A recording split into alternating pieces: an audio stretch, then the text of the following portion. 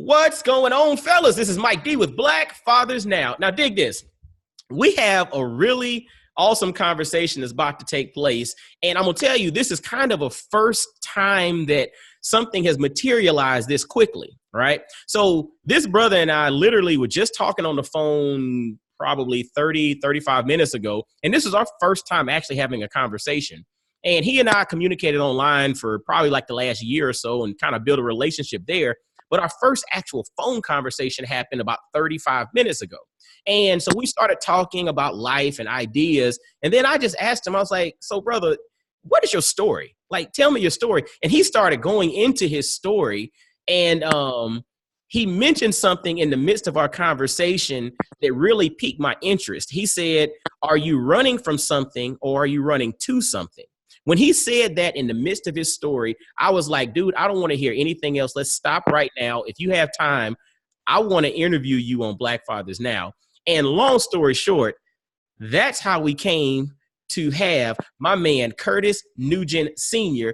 on the call today. So fellas in the Black Fathers Now family, let's welcome my man, Curtis Nugin. How you doing, brother?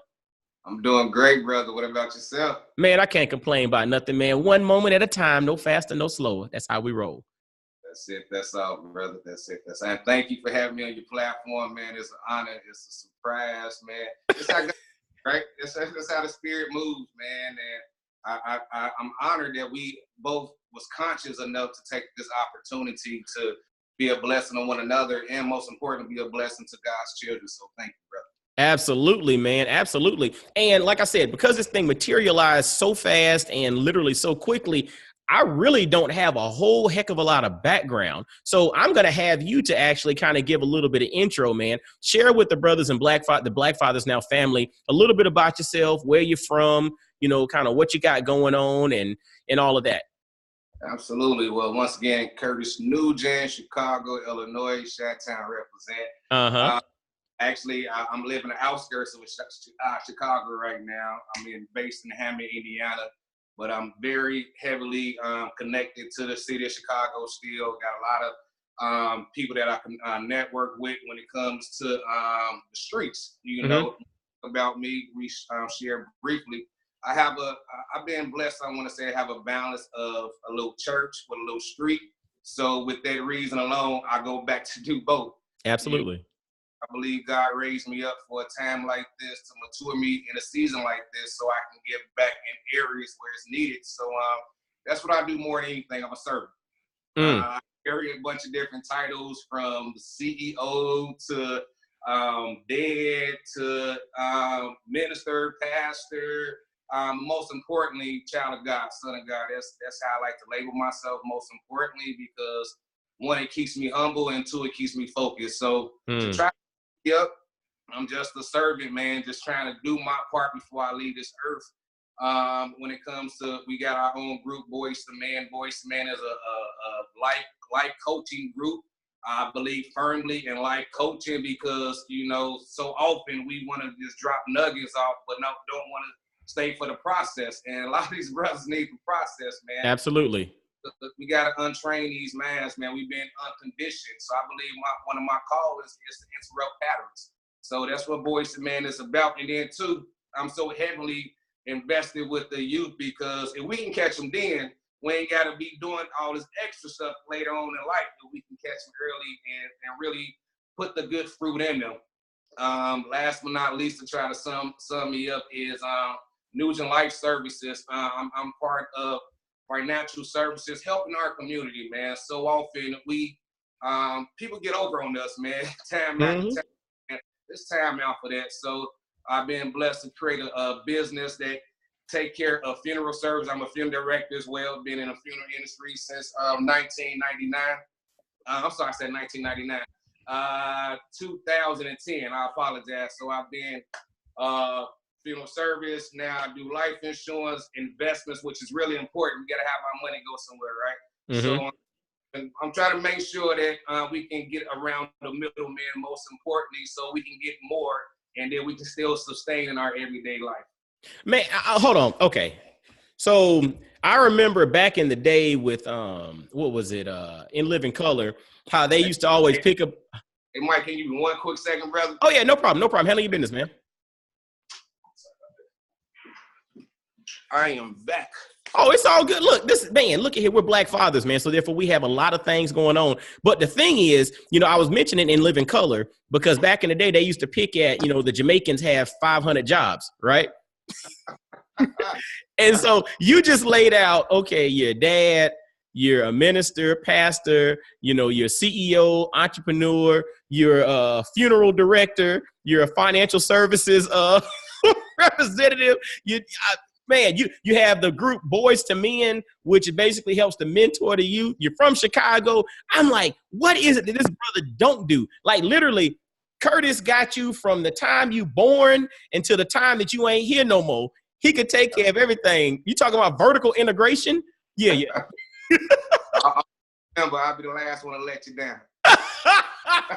No pun intended. I'll be the last one to let you down. Wink. But you know what? You ain't a brother that I want to let me down no time soon. Absolutely. But that's awesome, man. And so I appreciate you giving the intro there and a little background into who you are.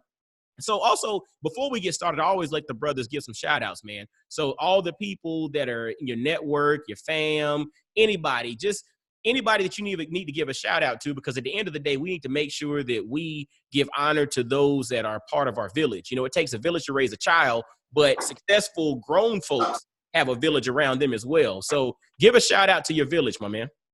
Absolutely. First and foremost, got to give a shout out to God. Absolutely. In my life, just that point blank period.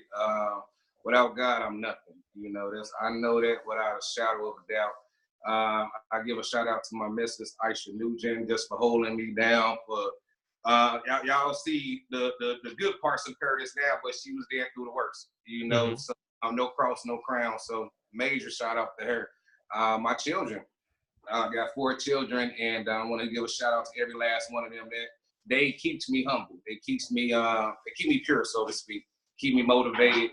Moms and pops, gotta give a shout out, moms and pops. Moms is the one who loved me unconditionally. She brought love to me. I mean, ain't nothing like a woman love, man. So I really thank Mom for that. Dad, he showed me my identity. Last but not least, I want to give a shout out to my grandmother. My grandmama is my everything. She showed me everything. She showed me compassion. She showed me so many different things. She showed me about God. She showed me how to pray.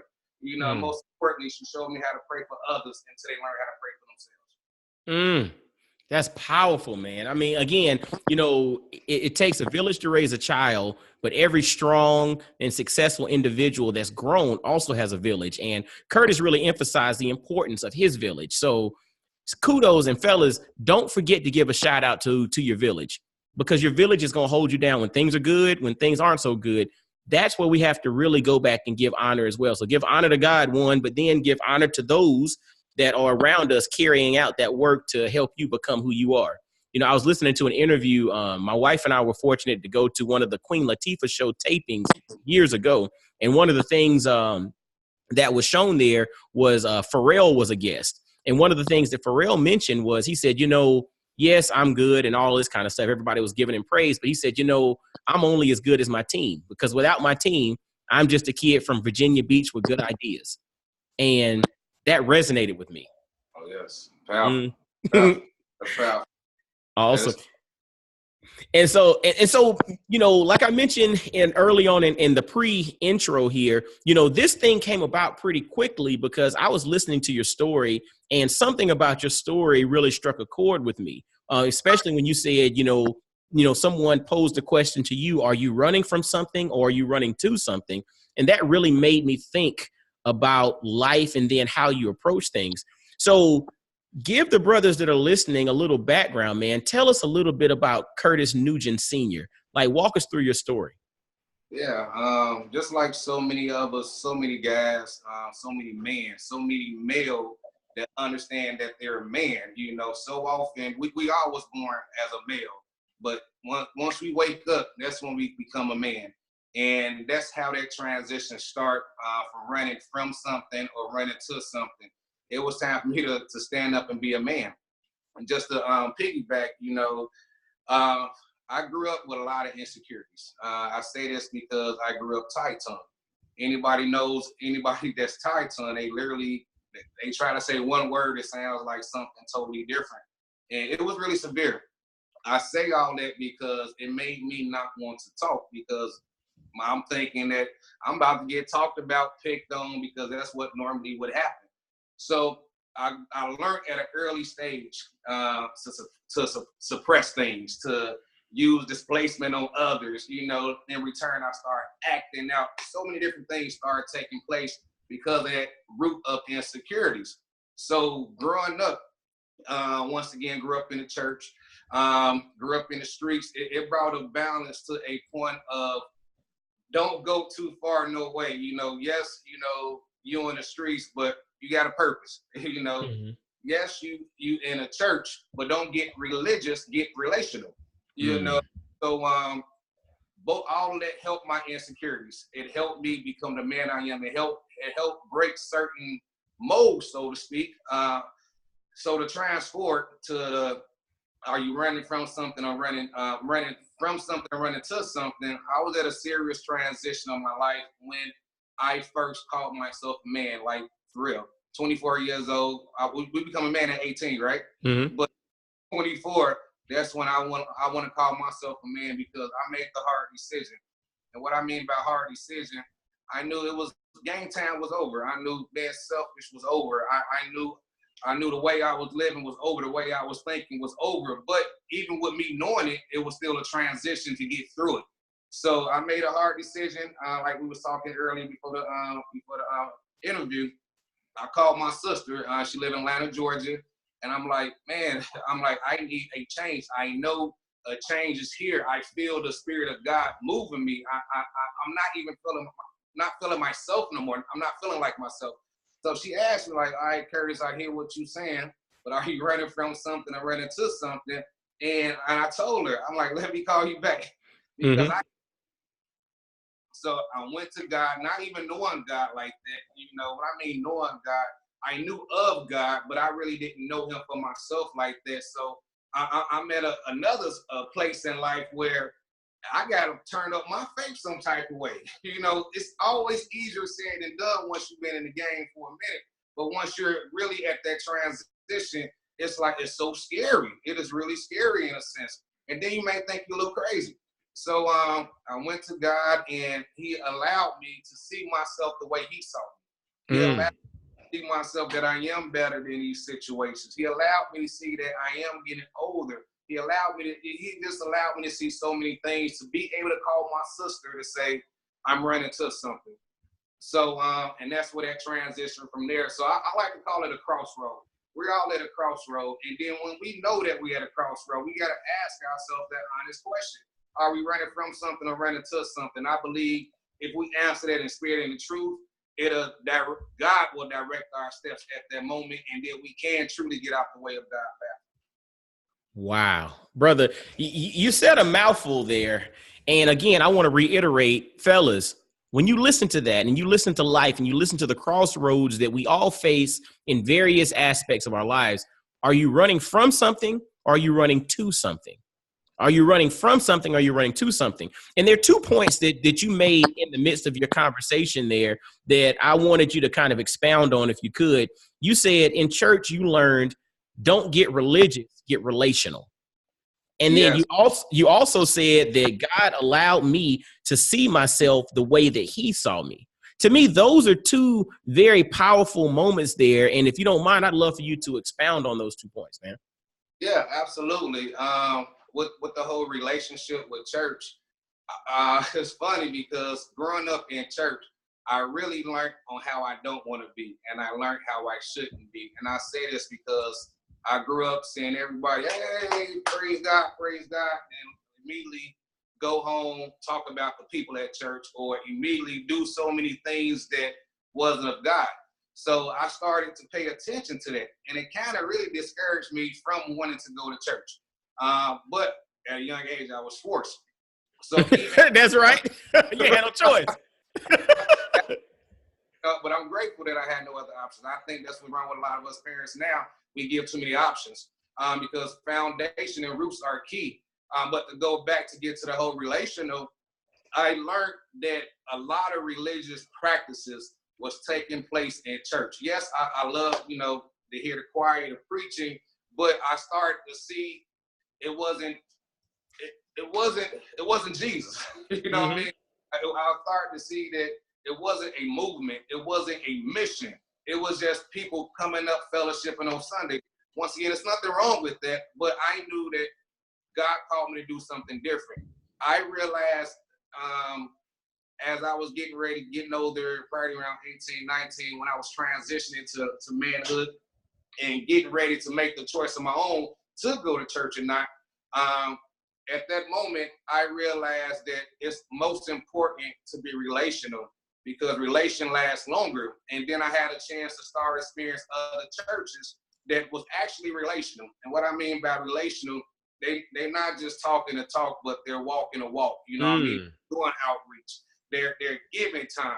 Of course, we don't know what anybody doing in the privacy of their own home, but they're the fruits. The Bible says we'll know God by the fruits that we bear. Absolutely. I'm actually seeing good fruits being bared versus just, coming, but I'm actually seeing people lives change. I'm seeing people getting cleansed from drugs. I'm seeing people walking away from abuse. I mean, I'm seeing changes, and then that made me understand we got to have a relationship with God, because the only thing that we do for God shall last. Not a church service, not an afternoon program. Absolutely. What we do for God shall last, and that strengthened my relationship. To go back to God allowed me to see myself the way He see me. I knew that yes, I was broken, but I knew that by His stripes I was healed. And I said it because I started getting peace that really surpassed understanding. I mean, I'm in a war mentally and emotionally and everything, but I was having this peace that I really couldn't explain. So now that I'm getting this peace, now I'm able to govern my mind. The more I was able to govern my mind, the more I was able to see God now. And the more I was able to see God, the more I was able to see that reflection of God in me, and so now I'm saying I am somebody. All them things that I told you early on with the tax hunger brought a lot of insecurity. I couldn't have found out there was only the enemy that did that. There was only ignorance that did that. I am somebody. God called me to do something special. And I'm a firm believer. I don't want to just talk. I want my words to matter. I want my words to count. So God told me, your words do count. Your words is going to help somebody. And then so often, then I'm going to conclude with that part with this. When you can be productive in your family, that's great. And God always blessed me to be productive in my household, especially with my kids, raising my kids. They're at a point, even now they're grown, they still want to come back to talk to me, fellowship with me, kick it with me. And that makes me happy. It lets me know that I did a great job. Absolutely.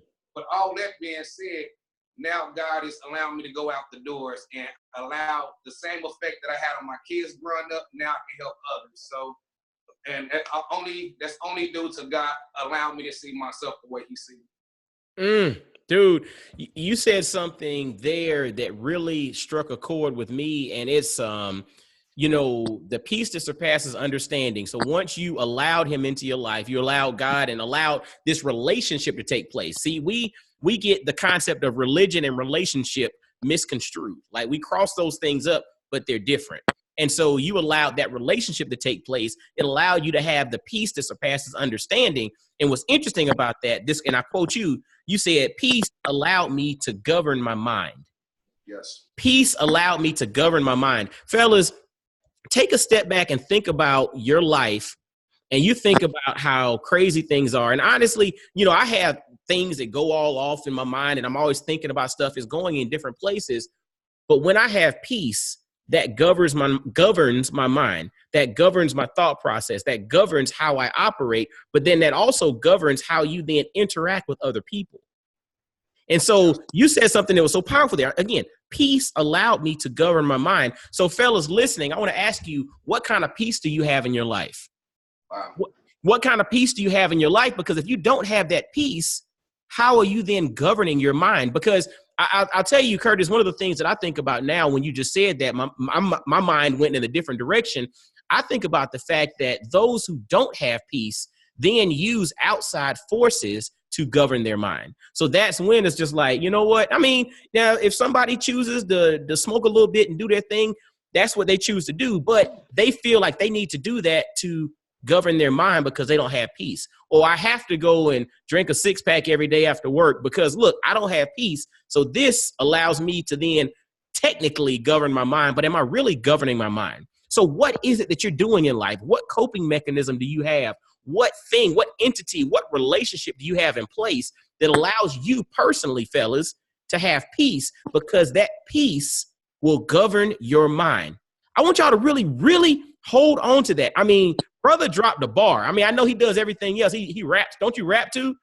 No, I don't rap. Don't you rap too? You got to do everything else. You funeral home director, financial services, daddy, CEO, mentorship. I mean, you do it all. So I figured you drop bars too. But I got this here. But it's interesting though, man. I mean, literally, peace allowed me to govern my mind. And I think, as we talk to Black men, as we talk to brothers, as we talk to Black fathers, we have to be very mindful of our minds and the inputs and the things that go in.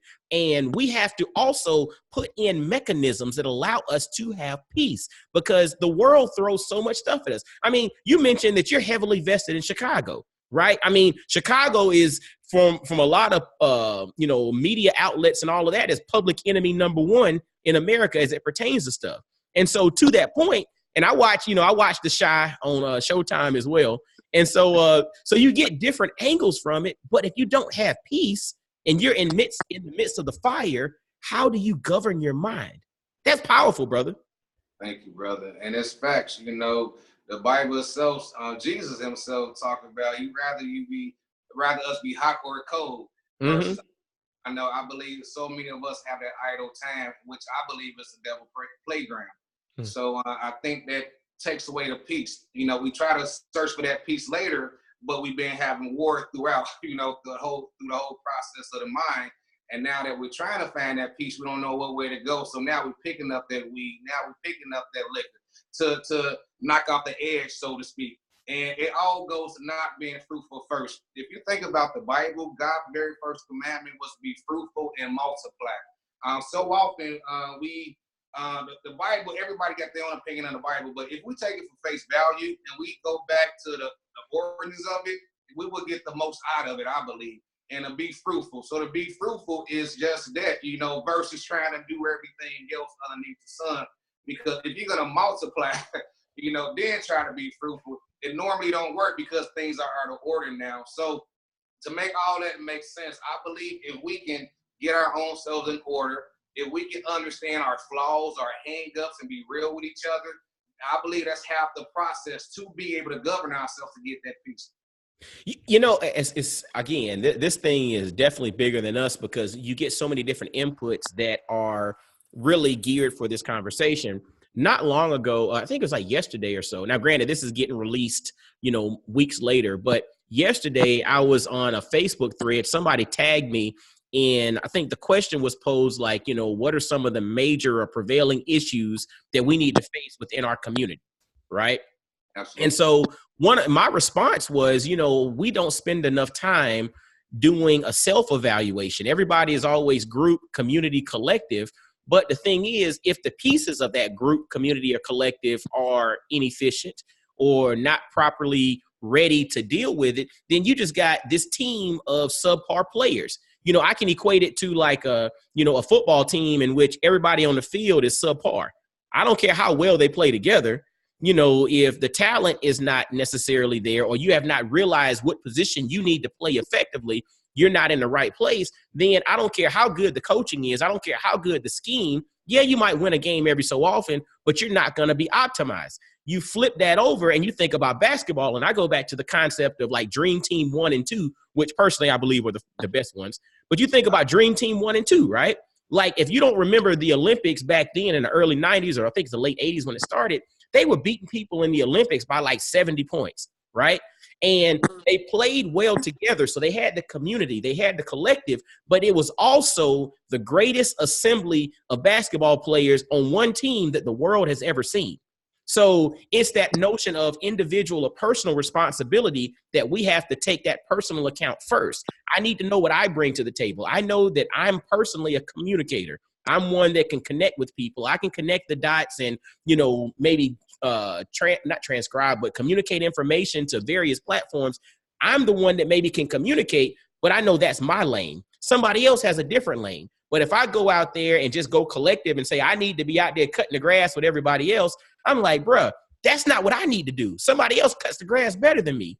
But then I communicate better than somebody else. Let me do what I do. You do what you do, but we're working to get together in community. But we first have to do that deep dive, self-evaluation, understanding who I am, understanding the value I bring to the table. But then that also ties back into what you were saying. By knowing that, I can then also understand the peace inside of me, because then the relationship is correct because I'm approaching it the right way. So therefore, we then get the peace that allows me to govern my mind, because when my mind is governed, as a man thinketh, so is he, right? Absolutely. Yeah. Absolutely. And Carter G. Woodson in The Miseducation of the Negro stated that when you control a man's thinking, you don't have to worry about his actions.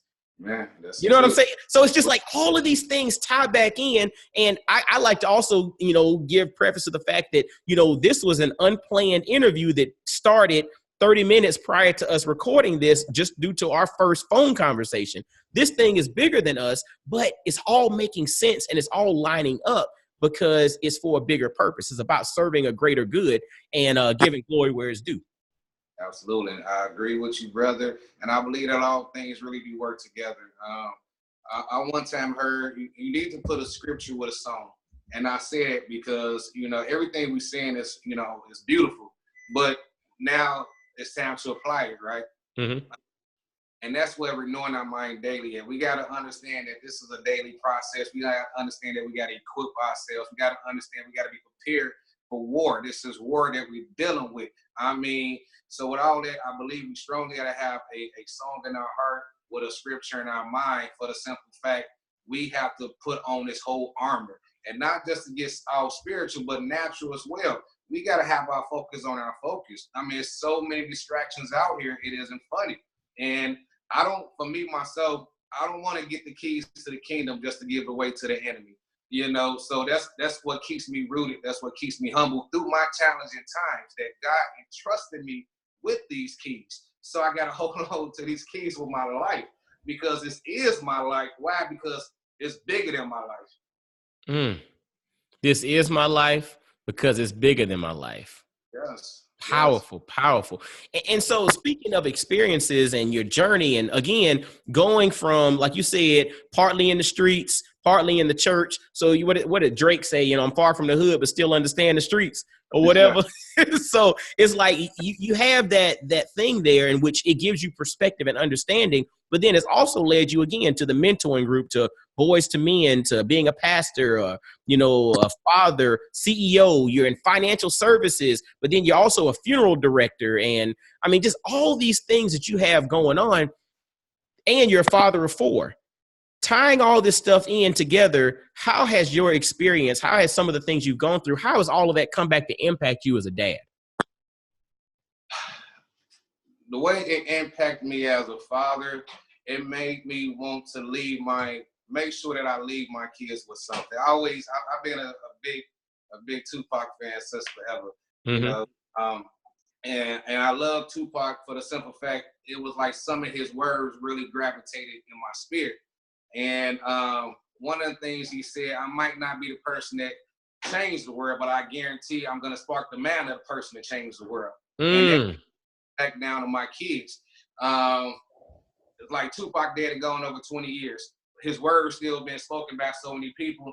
I want to be the same way when it comes to my kids. And it's funny because a lot of times you got to be dead to be a legend. Within my family, I'm a living legend. To be boastful, I say it because I put in work.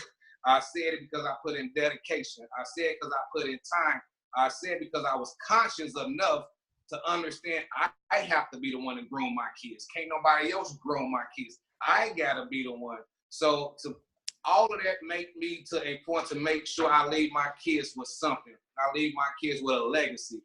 My kids will know their daddy life meant something on this earth, not just for us, but for the world. So now my kids can operate in that same type of excellence, not perfection, but excellence. So my kids can wake up every day knowing that no matter how they feel, they got to get out the bed.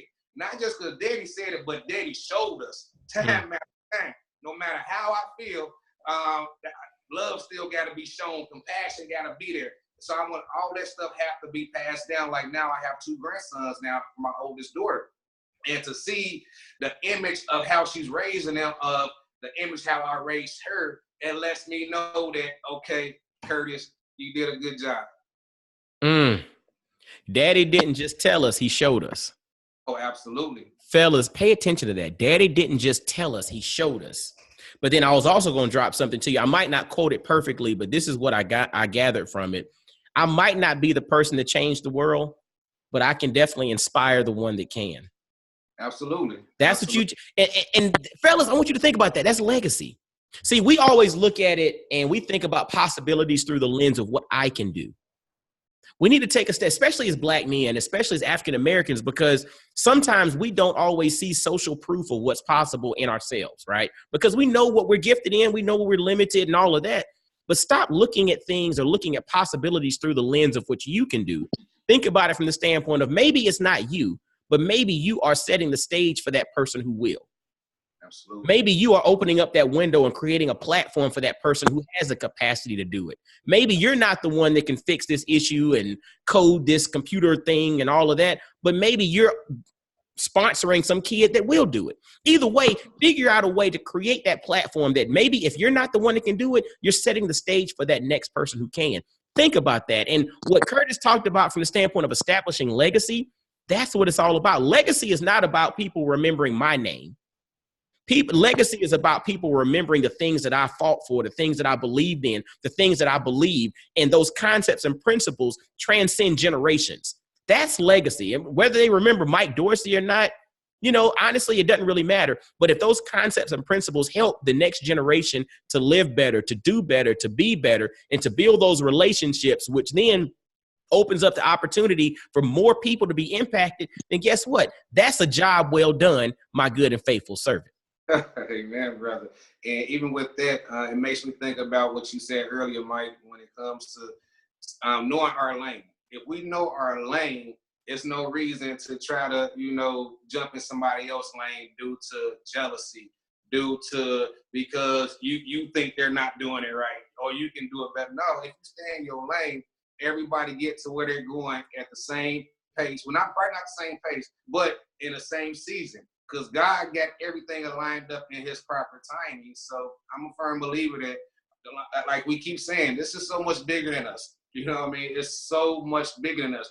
And once we realize that now we're truly out the way, so God can do his miraculous work. But we got to understand that this is bigger than us. Ego is big, especially for us men. Ego are big, and I believe we get into the most trouble due to our egos. So if we can check that ego, stay in our lane, and applaud everybody else in the process. I was in the Navy as well. Wow. That one more thing to add to the list. Navy too. Okay. And it was like, we leave no man behind. You know what I mean? And that's the concept. We really got to understand, yes, I'm in my lane. Yes, I'm going my speed.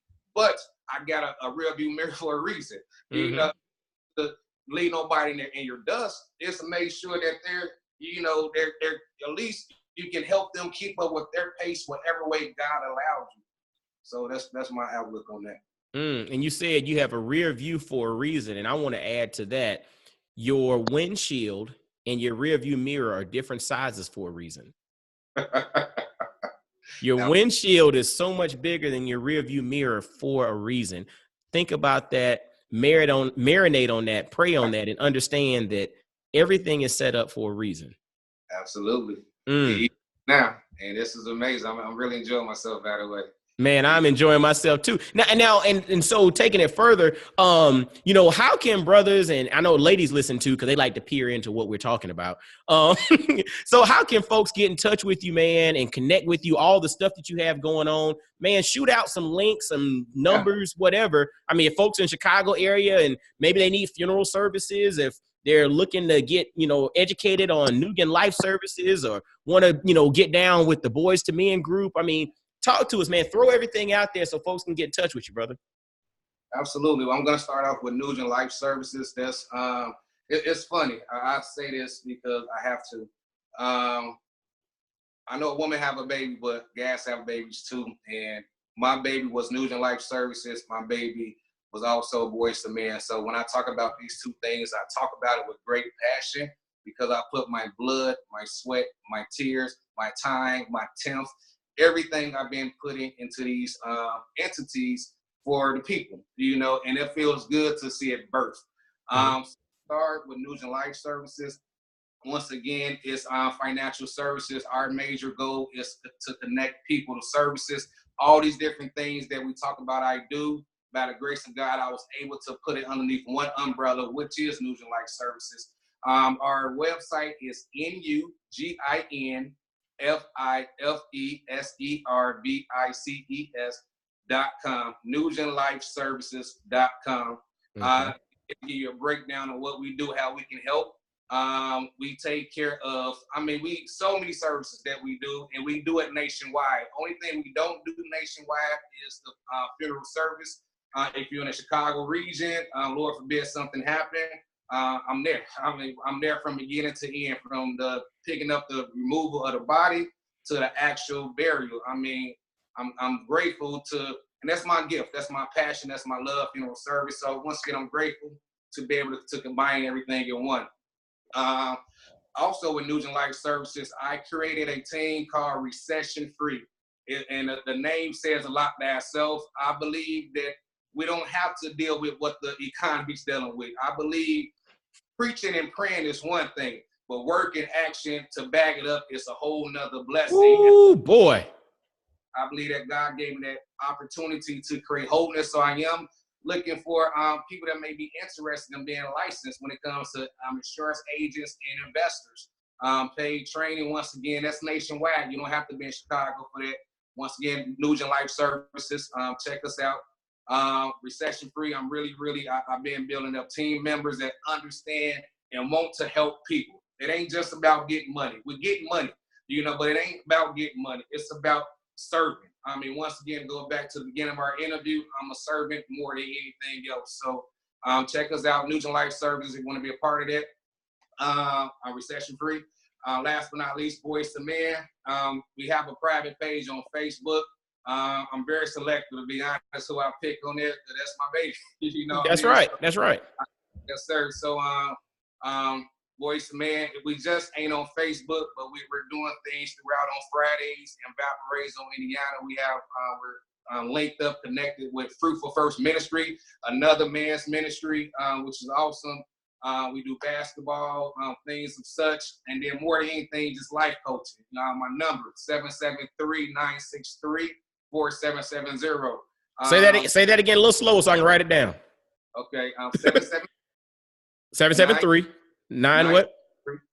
9670. Oh, I keep over talking you. Say that again. You find 773-963-4770. Gotcha. So anybody can contact me anytime, when it comes to life coaching, things of that nature. But last but not least, Curtis B. Nugin Sr. on Facebook. If you want to follow me, my goal daily is to just leave inspirational words. Because once again, church, a lot of people go to church, but it's only once a week. We got to fight this devil 7 days. So my goal is to leave a seed that can grow throughout your day, throughout your week. And that's pretty much it in a nutshell. Man. So fellas, I'll have the information in the show notes, but NuginLifeServices.com. Y'all check it out. A wealth of stuff going on. Recession free is the thing that is really pushing from a nationwide perspective. But NuginLifeServices.com, that's going to be in the show notes.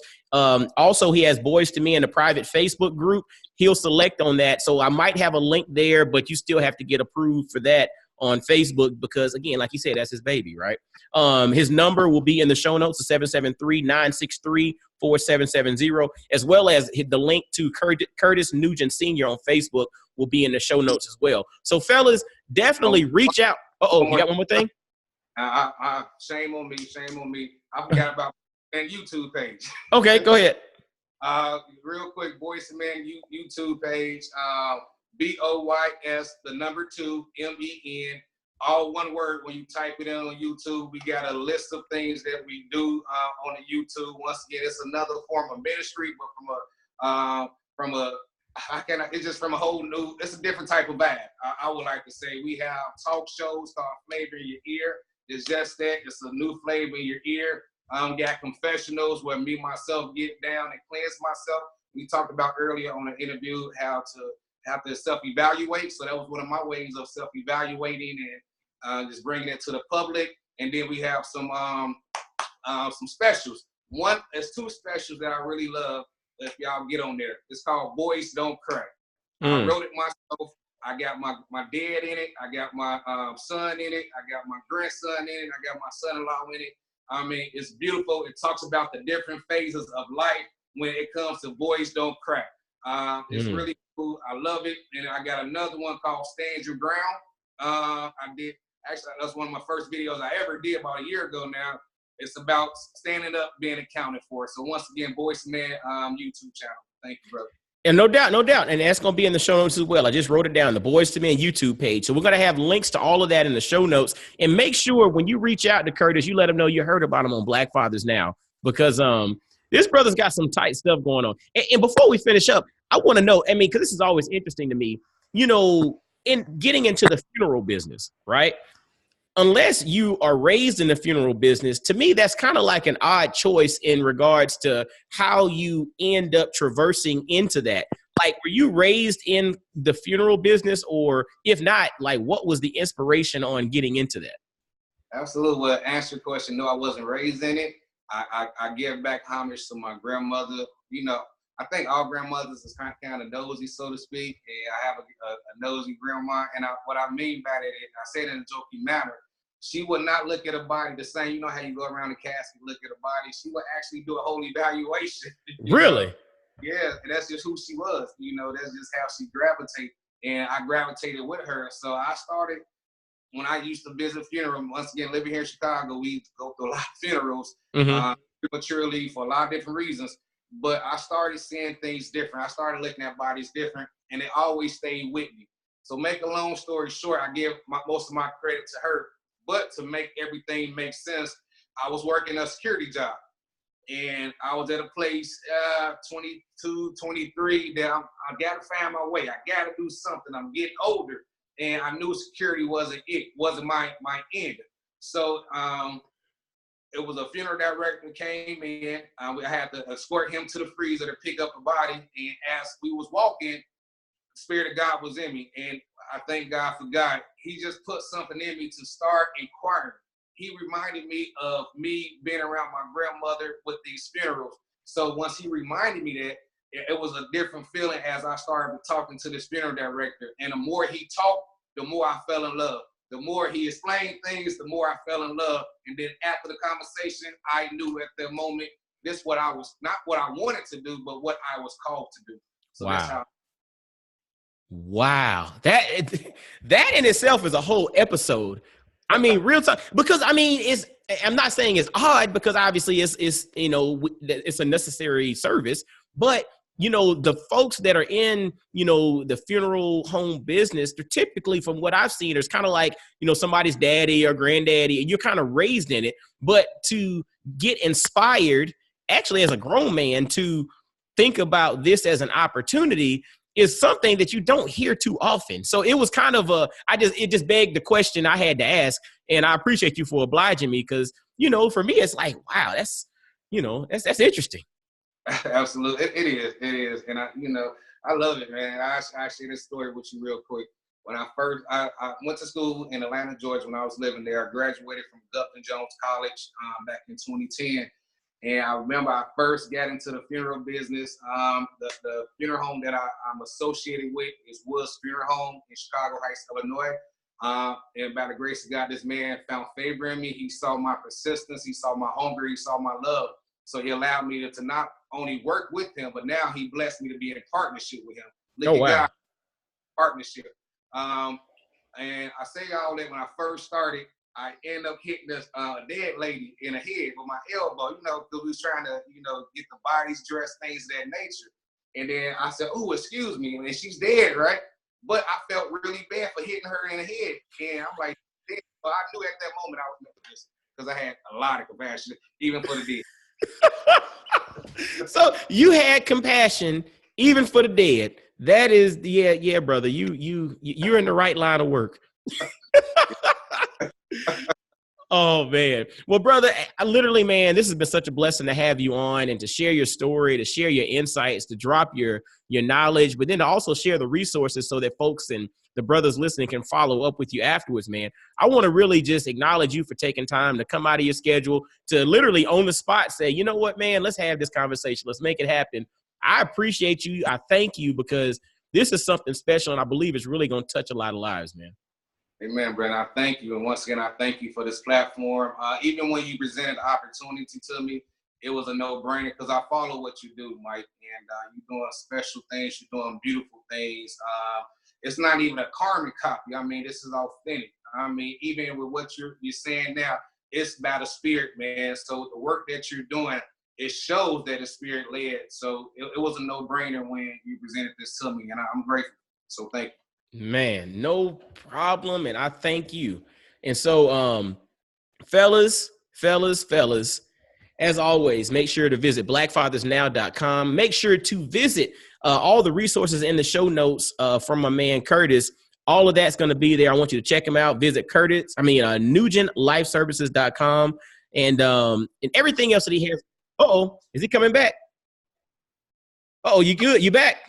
Yeah, my phone ended up acting crazy. It's all good, man. We still making this thing happen. We got the meat of the interview done. We just now finishing the thing up now. Amen, bro.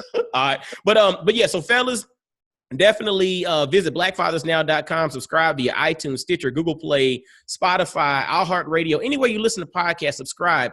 As I was mentioning before, make sure to follow Curtis on social media. It's Curtis B. Nugent Sr. on Facebook. I have his info in the show notes, but also visit NugentLifeServices.com. Visit NugentLifeServices.com. Again, info in the show notes, and give them a call, 773-963-4770. Just connect with the brother.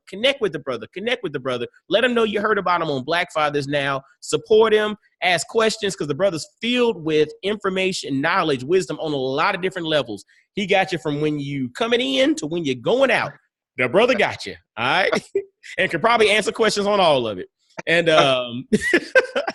but yeah, man. Oh, this is also being brought to you by Black Family Apparel. Fellas, visit blackfamilyapparel.com to grab some dope apparel that celebrates the nuances of the Black family. Again, blackfamilyapparel.com.